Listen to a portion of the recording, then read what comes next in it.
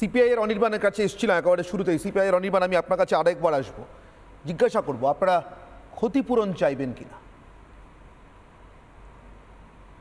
দেখুন, তৎকালীন প্রধানমন্ত্রী মনমোহন সিং যখন ভারতবর্ষের অন্যতম সবচাইতে বড় সমস্যা মাওবাদকে চিহ্নিত করছেন, ঠিক তখনই তাঁর ক্যাবিনেটের মন্ত্রী হয়ে তিনি বারবার বলেছিলেন মাও খাও কিছু নেই।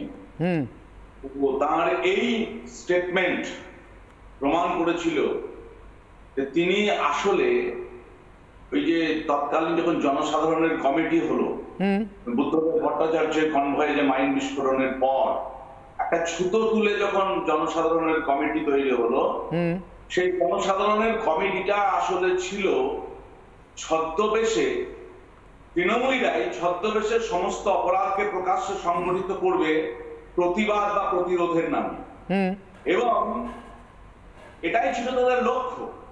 এবং এইটা করে তারা কিছু লাশের রাজনীতি করবে, সেই রাজনীতির মধ্যে দিয়ে তারা ক্ষমতায় আসবে। ছত্রদল থেকে অনুব্রত হয়ে শাহজাহান, শওকত মোল্লা আরাবুল, এই যে গুন্ডা কন্ট্রোলের সার্থক ইতিহাস প্রণেতা তিনি, আজকে এই তার ছত্রধরকে নিয়ে তার যে মন্তব্য যে ছত্রধর মাহাতোর হাত ধরেই জঙ্গল মহলে প্রবেশ করেছি, এখান থেকে প্রমাণ হয়ে গেল, তিনি স্বীকার করে নিলেন কার্যত যে সমস্ত সমাজ বিরোধীদের দ্বারা তার রাজনৈতিক কার্যকলাপ পরিচালিত হয়েছে আজও। বেশ, অনির্বাণ বলুন।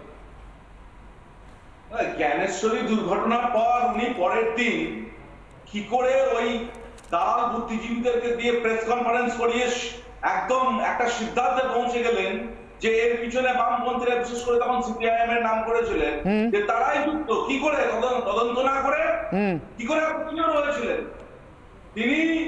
যে তখন রেলমন্ত্রী হিসাবে তার তখন স্টেটমেন্টটা কি ছিল, ভূমিকাটা কি ছিল?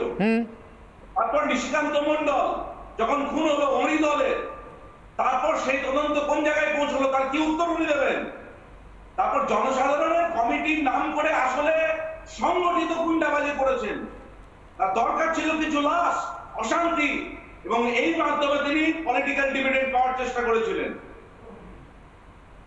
বেশ, এই মুহূর্তে নির্বাচনী প্রচার থেকে সরাসরি সুজন চক্রবর্তী আমার সঙ্গে রয়েছেন, সিপিআইএম কেন্দ্রীয় কমিটির সদস্য এবং দমদম লোকসভা কেন্দ্রের সিপিআইএম প্রার্থী। সুজনবাবু, আপনাকে স্বাগত। আমি অনির্বাণ রয়েছি, আপনি প্রচারের মাঝখানে রয়েছেন। আমার ছোট্ট প্রশ্ন আপনার কাছে, যেটা আমি অনির্বাণকেও করছিলাম সিপিআই এর, আপনাদের 303 জন, মোট 302 জন বামফ্রন্ট কর্মীর প্রাণ যাওয়ার জন্য মমতা বন্দ্যোপাধ্যায়ের কাছ থেকে বা তার সরকারের কাছ থেকে বা তার দলের কাছ থেকে কোনো ক্ষতিপূরণ চাইবেন কি আজকের দিনে দাঁড়িয়ে, যখন মমতা মেনেই নিচ্ছেন জঙ্গলমহলে যা করেছে ছত্রধর সেটা তৃণমূল নেতা হিসেবে করেছে?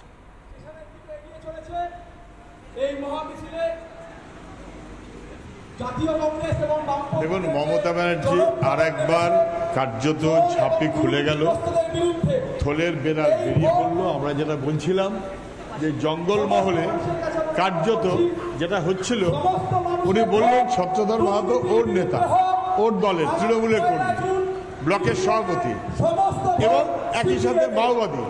তাহলে তৃণমূল এবং মাওবাদী এই দুটোকে মিশ্রণ ঘটিয়ে তৃণমূল কার্যত সে দায় মেনে নিল। এটা একা মাওবাদীদের বললে তো হবে না।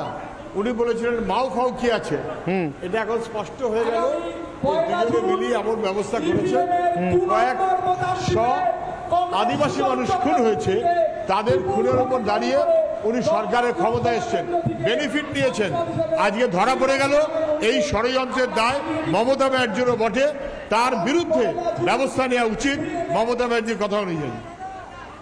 সুজনবাবু, আপনার কাছে আমার শেষ প্রশ্ন, আপনি প্রচারের মধ্যে রয়েছেন, আমি সেই কারণে জিজ্ঞাসা করব, আপনারা কি এই নিয়ে আদালতে মুভ করার কথা ভাববেন নির্বাচন পর্ব মিটলে?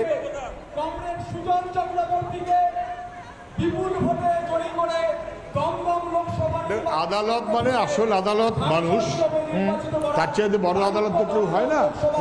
আদালতের কাছে যাওয়ার কথা আমরা এখনো ভাবিনি, কিন্তু মমতা ব্যানার্জি যেভাবে জঙ্গলমহলে আদিবাসী খুনের বেনিফিট নিয়েছেন, আর সেই যারা বেনিফিট যাদের জন্য নিয়েছেন তাদেরকে বেনিফিট পাইয়ে দিয়েছেন, উনি নিজে বেনিফিশিয়ারি, আর অপরাধীদের বেনিফিট পাইয়ে দিয়েছেন।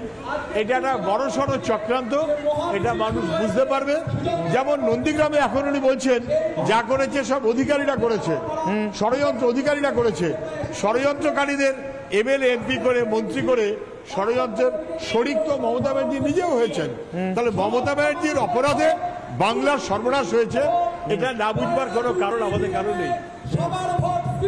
অনেক ধন্যবাদ সুজনবাবু আমাদের সঙ্গে কথা বলবার জন্য। অর্থাৎ আপাতত জনগণের আদালতে, জনসাধারণের আদালতে তারা ভরসা রাখছেন। সুজন চক্রবর্তী জানাচ্ছিলেন প্রচারের মধ্যে থেকে আমি আইনজীবী অনির্বাণের কাছে আসবো। অনির্বাণ, মমতা বন্দ্যোপাধ্যায় শ্মশানের রাজনীতি করে ক্ষমতা এসছে। সুজনবাবুর একটা কথার সঙ্গে আমি একমত যে জনতার আদালতে বিচার হবে, সেই আদালতে বিচার হবে না, সেই আদালতে বিচার হয়ে গেছে।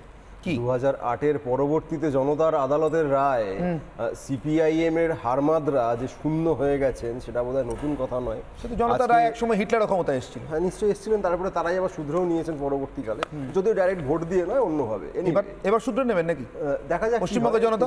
যদি 2008-এর ঘটনার কথা বলেন, লালগড় নেতা ইত্যাদির কথা বলেন, নেতাই 2008-এ নয় অনির্বাণ, বলবেন বলছি নেতাই কখন আমি খুব ভালো করে জানি, আমি নেতাই গেছি, কোন সময় কোন মাস কোন বছর আমি জানি। আপনি আমাকে বলুন জ্ঞানেশ্বরী, রাজধানী, এগুলোর দায় কার?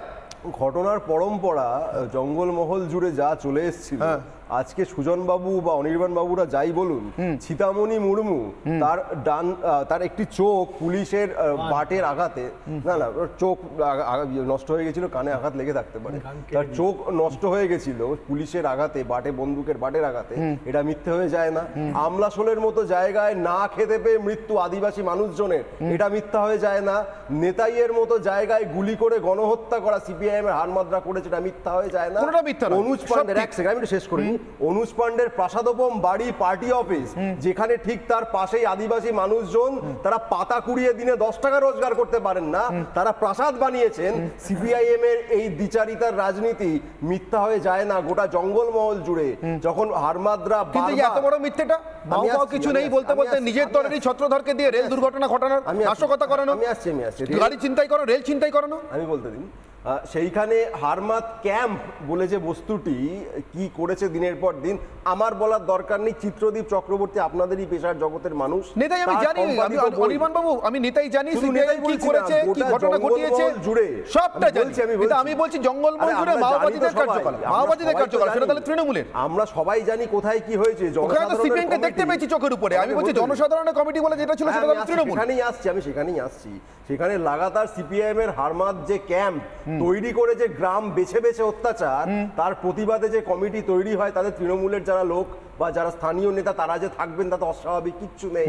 সেই জনসাধারণের কমিটি খুব সাধারণ দাবি দিয়ে শুরু হয়েছিল যে পুলিশ কর্তাকে এসে ক্ষমা চাইতে হবে, আর কিচ্ছু নয়, স্রেফ এসে ক্ষমা চাইতে হবে। ভরতপুর চক, যদি আমার খুব ভুল না, ভালো কথা, খুব ভালো কথা, কিন্তু আমি বলছি শুরু কিভাবে? এক মিনিট না অনির্বাণ শুরু না, শেষ তো করবেন, আপনি আমার আসল প্রশ্নগুলো উত্তর এড়িয়ে যাচ্ছেন। আমি এক্ষুনি আসছি আপনার প্রশ্নের উত্তরে আসছি। প্লিজ আমাকে বলুন, রাজধানী এক্সপ্রেস ছিনতাই, বাসতলাতে এবং জ্ঞানেশ্বরী নাশকতা, এই দুটো দায় তৃণমূল কংগ্রেস নেবে কি নেবে না?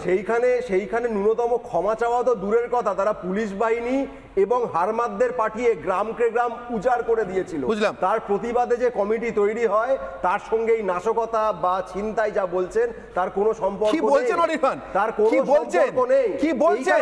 ছত্রধর মাহাতো আজও পর্যন্ত জ্ঞানেশ্বরী নাশকতার সঙ্গে যুক্ত হিসেবে অভিযুক্ত এনআইএ পর্যন্ত তাকে গ্রেফতার করেছে। রাজধানী ছিনতাইয়ের ঘটনায় অভিযুক্ত, রাজনৈতিক ভেন্ডেটার কারণে গ্রেফতার যে কেউ হতে পারে। রাজনৈতিক ভেন্ডেটা, বিজেপির কোনো নেতা গ্রেফতার হলে আপনি মেনে নেন? মুর্শিদাবাদে